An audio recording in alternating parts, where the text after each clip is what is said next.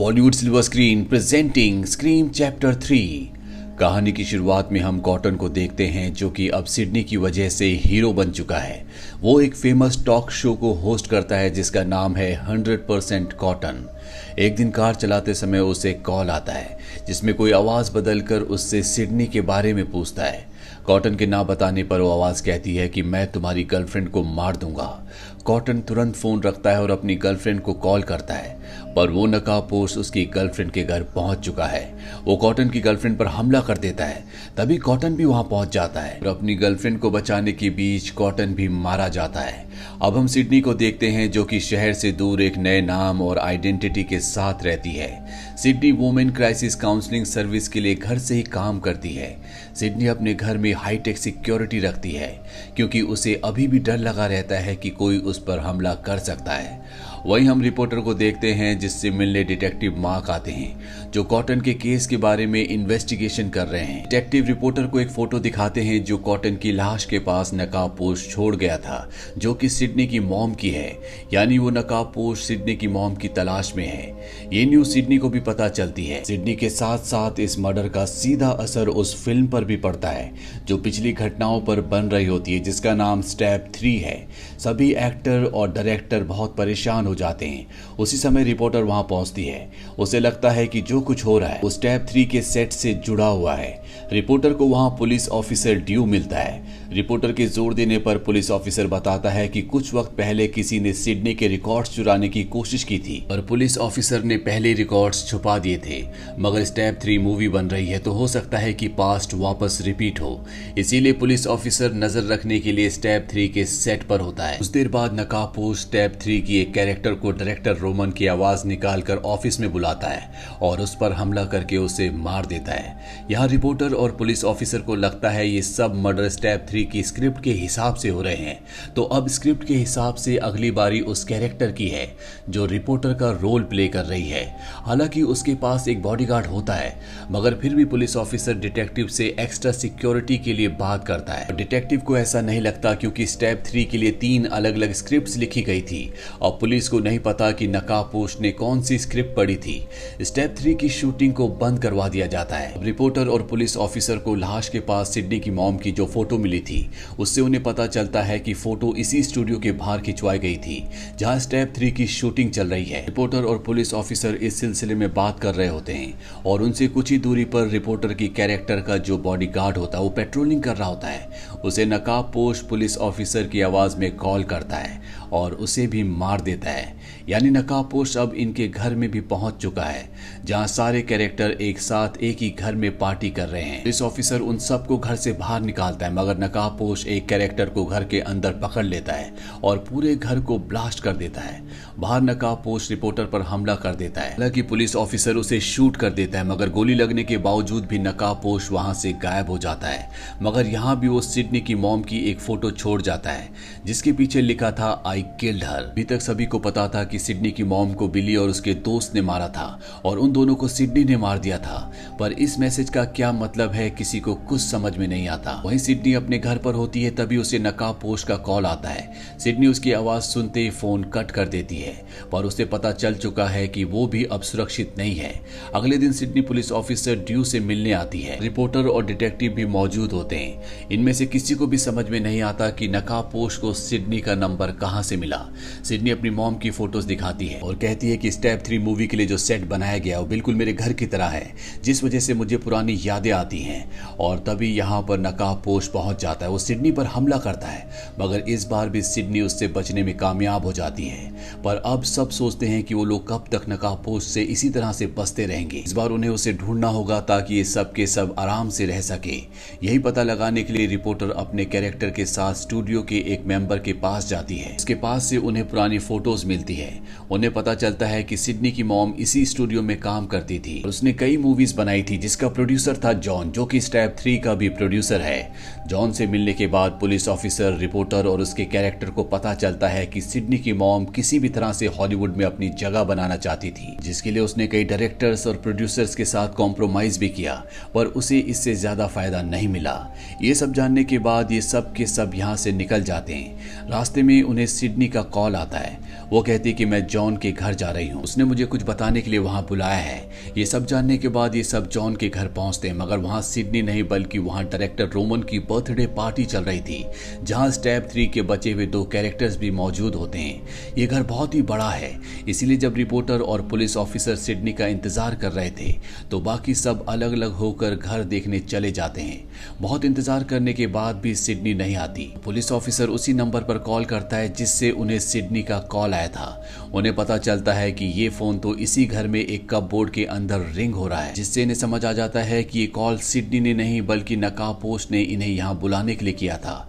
ये दोनों तुरंत सभी को बताने जाते हैं। बेसमेंट में जाने पर रिपोर्टर को एक कैरेक्टर सही सलामत मिल जाती है, मगर डायरेक्टर रोमन को नकाबपोश मार चुका होता है। दोनों के दोनों बाकी लोगों को देखने के लिए ऊपर की तरफ भागते हैं, जहां पर इन्हें एक और कैरेक्टर दिखती है, लेकिन वो बहुत ज्यादा डरी हुई होती है, इसीलिए वो इनसे अलग भागने लगती है और नकाबपोश के सामने आ जाती है और नकाबपोश उसे मार देता है। कि चीख की आवाज सुनकर रिपोर्टर और उसके साथ जो कैरेक्टर होता है वो डर जाते हैं और वापस भागने लगते हैं। नकाबपोश एक और कैरेक्टर को छत से फेंक कर मार देता है। अब जो रिपोर्टर का कैरेक्टर कर रही होती है वो बाथरूम में छुप जाती है, जहां पर उसे एक खुफिया रास्ता मिलता है। उसे लगता है कि वो यहाँ सेफ है, मगर नकाबपोश को भी इस घर का हर एक रास्ता, हर एक जगह के बारे में पता होता है। वो उस कैरेक्टर को भी मार देता है। इसके बाद सिर्फ पुलिस ऑफिसर और असली रिपोर्टर बचे हुए होते हैं, जिन्हें नकाबपोश अपने कब्जे में ले लेता है। लेकिन वो इन दोनों को मारता नहीं है, क्योंकि वो जानता है कि वो इन दोनों की मदद से सिडनी को यहाँ पर बुला सकता है। वो सिडनी को कॉल करता है और कहता है कि अगर तुम यहाँ पर नहीं आई तो मैं इन दोनों को मार दूंगा। अब सिडनी यहाँ आना तो नहीं चाहती, लेकिन उसे इन दोनों की जान बचाने के लिए यहाँ पर आना पड़ेगा। इसीलिए वो पुलिस स्टेशन जाती है, जहाँ से वो एक लोडेड गन ले लेती है। मगर घर के बाहर पहुंचते नकाबपोश उसे गन फेंक देने के लिए कहता है, क्योंकि उसे पता होता है कि सिडनी के पास गन है। सिडनी को गन फेंकनी पड़ती है। अंदर आने के बाद सिडनी को पुलिस ऑफिसर और रिपोर्टर मिलते हैं, जिन्हें नकाबपोश ने बांध रखा होता है। सिडनी उन्हें खोलने लगती है, पर तभी नकाबपोश उन पर हमला कर देता है, मगर सिडनी भी अपनी गन निकालकर उसे गोली मार देती है। दरअसल सिडनी के पास एक और गन थी जिसे उसने छुपा रखा था। गोली लगने के बावजूद नकाबपोश वहां से भाग जाता है। सिडनी उसे ढूंढने लगती है, तभी उसे वहां डिटेक्टिव मिलते हैं। सिडनी को पुलिस स्टेशन में ना पाकर वो उसे ही ढूंढने यहाँ आए होते हैं, पर तभी पीछे से नकाबपोश डिटेक्टिव पर हमला करके उन्हें जख्मी कर देता है। पुलिस ऑफिसर और रिपोर्टर को बचाने के लिए सिडनी नकाबपोश के सामने स्टडी रूम में जाकर छुप जाती है, ताकि वो उसे ढूंढने उसके पीछे आए। नकाबपोश स्टडी रूम का दरवाजा तोड़ने की कोशिश करता है, मगर सिडनी को स्टडी रूम में एक और सीक्रेट दरवाजा मिल जाता है। वहां जाने पर उसे स्क्रीन पर अपनी मॉम दिखती है, जो कि कॉटन के साथ थी। तभी नकाबपोश वहां पर आ जाता है। वो सिडनी के सामने आते ही अपना नकाब हटा देता है और हम देखते हैं कि वो डायरेक्टर रोमन है। मगर वो सिडनी के साथ ऐसा क्यों कर रहा है? क्योंकि वो सिडनी का सौतेला भाई है। सिडनी की मॉम जब हॉलीवुड में थी तो उनका अफेयर जॉन के साथ था। रोमन उन दोनों का ही बेटा है, मगर उन दोनों ने ही उसे नहीं अपनाया था। जॉन ने उसे मना कर दिया था और सिडनी की मॉम ने सिडनी के डैड से शादी करके एक नई जिंदगी शुरू कर दी थी। 4 साल पहले वो अपनी मॉम को ढूंढने में कामयाब हो गया था, मगर सिडनी की मॉम ने उसे यह कहकर मना कर दिया था कि वो सिर्फ सिडनी की मॉम है। इसीलिए रोमन ने सिडनी की मॉम का पीछा किया और उसे पता चला कि उसका अफेयर बिली के डैड के साथ है। ये बात उसने बिली को बता दी और उसके दिमाग में डाल दिया कि सिडनी की मॉम की वजह से तुम्हारे मॉम डैड अलग हुए हैं, तुम्हें सिडनी की मॉम को मार देना चाहिए। इसीलिए बिली ने अपने दोस्त के साथ मिलकर सिडनी की मॉम को मार दिया था। इस बात से रोमन खुश भी था, मगर जब सारा फेम सिडनी को मिलने लगा, लोग उसे सर्वाइवर और हीरो कहने लगे, तो रोमन को फिर से जलन होने लगी। इसीलिए उसने एक परफेक्ट प्लान बनाया है, जिससे वो इस बार सिडनी को सबके सामने विलन बना देगा। वो सारे खून के इल्जाम उस पर डाल देगा। उसने अपने डैड जॉन को भी बंदी बनाकर रखा है। उनके फोन में उसने सिडनी की आवाज में एक मैसेज रिकॉर्ड किया होता है कि जॉन ने मेरी मॉम का रेप किया था, इसी वजह से उन्हें हॉलीवुड छोड़ना पड़ा। उनका करियर जॉन की वजह से बर्बाद हो गया था और अब मैं अपनी मॉम का बदला लेने के लिए उन्हें मार रही हूँ। रोमन जॉन को मार देता है। इसके बाद वो सिडनी पर भी गोली चला देता है, मगर सिडनी ने भी उसी की तरह बुलेट प्रूफ जैकेट पहन रखी होती है।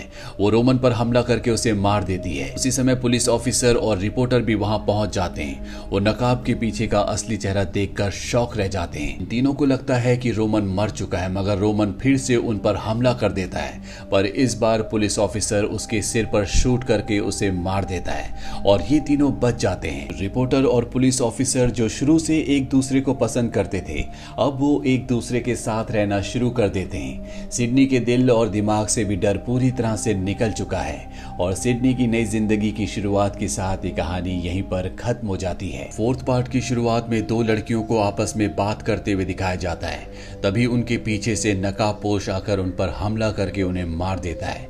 इसके बाद सिडनी को दिखाया जाता है जो 10 सालों के बाद अपने शहर लौटी है। दरअसल वो अपनी लिखी गई किताब को प्रमोट करने के लिए यहाँ पर आई है।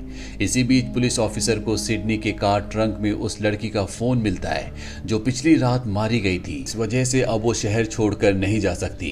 वो अपनी आंटी के घर रहती है जहां उसे पता चलता है कि उसकी कजन बहन जिल को और उसकी दोस्त ओलिविया और किर्बी को भी नकाबपोश का कॉल आया था। सिडनी को अपनी कजन सिस्टर जिल और आंटी की बहुत चिंता होती है।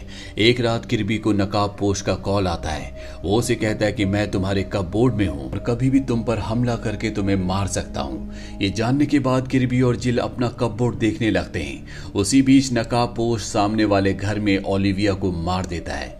रिपोर्टर को कुछ कॉलेज स्टूडेंट्स के जरिए पता चलता है कि नकाबपोश सारे मर्डर्स को रिकॉर्ड करता है। क्योंकि टेक्नोलॉजी का जमाना है तो जरूर वो सामने आने पर उन वीडियोस को अपलोड करेगा। अब वो एक पार्टी में नकाबपोश को ढूंढने जाती है जहां उसे कैमरा लगा हुआ मिलता है। उसी समय नकाबपोश पीछे से उस पर हमला करके उसे जख्मी कर देता है। वो उसे जान से मारने वाला होता है कि उसी समय पुलिस ऑफिसर वहां जाता है और रिपोर्टर को बचा लेता है।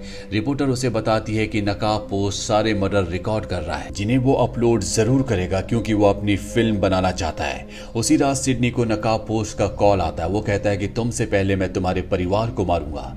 सिडनी अपनी आंटी के पास जाती है। अपनी आंट से अपनी कजन सिस्टर जिल के बारे में पूछती है। उसकी आंटी बताती है कि वो अपनी दोस्त किर्बी के घर गई है। भी पीछे से नकाबपोश सिडनी की आंटी पर हमला करके उन्हें मार देता है। वहीं किर्बी के घर जिल, उसका बॉयफ्रेंड और चार्ली पार्टी कर रहे होते हैं। सिडनी तुरंत किर्बी के घर पहुंचती है।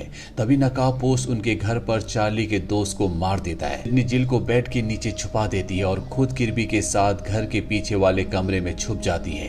वहां से वो 2 पुलिस ऑफिसर को कॉल करती है और तुरंत किर्बी को घर आने को कहती है। नकाबपोश चार्ली को टेबल से बांध देता है और किर्बी से हॉरर मूवीज के बारे में सवाल करने लगता है और अगर किर्बी ने एक भी जवाब गलत दिया तो चार्ली मारा जाएगा। पर किर्बी सारे सवालों के जवाब बिल्कुल ठीक देती है। अब नकाबपोश की आवाज आना बंद हो जाती है। किर्बी और सिडनी को लगता है कि वो जा चुका है, इसीलिए किर्बी चार्ली को छुड़ाने जाती है और सिडनी अपनी बहन जिल के पास जाती है। किर्बी जैसे चार्ली को छुड़ाती है, चार्ली उस पर हमला करके उसे मार देता है। यानी नकाबपोश चार्ली है। सिडनी पर भी उसकी कजन सिस्टर जिल हमला कर देती है। यानी कि चार्ली और जिल ये दोनों ही खूनी है, ये दोनों ही नकाबपोश है। जिल सिडनी से कहती है कि मैंने बचपन से सिर्फ तुम्हारे बारे में ही सुना है कि तुम एक सर्वाइवर हो। तुमने 3 बार मौत को हराया है जिस वजह से तुम बहुत ज्यादा फेमस हो गई और अब ये फेम मुझे चाहिए। मैं तुमसे नफरत करती हूँ। जिल सिडनी को मारकर खुद सर्वाइवर बनना चाहती है और सारा इल्जाम अपने बॉयफ्रेंड पर डालना चाहती है। मगर जिल अपने पार्टनर चार्ली को भी मार देती है क्योंकि वो अकेले फेमस होना चाहती है। वो अपना फेम किसी और के साथ नहीं बांटना चाहती। जिल सिडनी और अपने बॉयफ्रेंड को मार देती है। इसके बाद वो खुद लाचार विक्टिम बनकर जमीन पर लेट जाती है। कुछ देर बाद पुलिस ऑफिसर वहां आता है और उसे हॉस्पिटल ले जाता है। जिल का सपना भी पूरा हो चुका है क्योंकि अब सब लोग उसी के बारे में बात कर रहे होते हैं। वो बहुत फेमस हो गई होती है।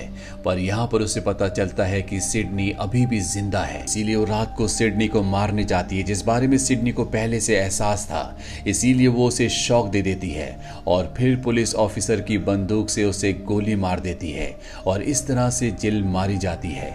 इस कहानी में भी पुलिस ऑफिसर, रिपोर्टर और सिडनी ये तीनों के तीनों बच जाते हैं। दरअसल इस पार्ट में भी पहले जैसी कहानी थी, इसीलिए हमने इसे शॉर्ट में एक्सप्लेन कर दिया। उम्मीद करते हैं कि ये दोनों कहानियां आपको पसंद आई होंगी।